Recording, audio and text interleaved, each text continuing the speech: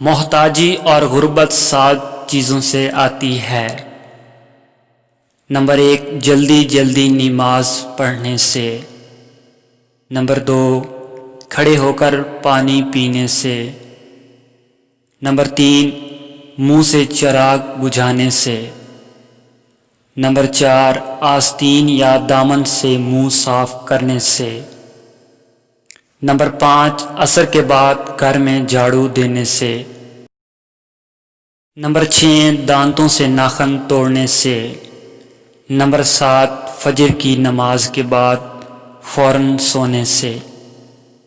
حضرت امام علی علیہ السلام نے فرمایا، آخری زمانے کے لوگ بھیڑیے ہوں گے اور حکمران درندے۔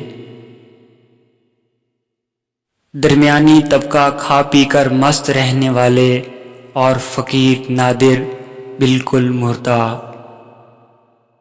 سچائی دب جائے گی، جھوٹ ابھر آئے گا۔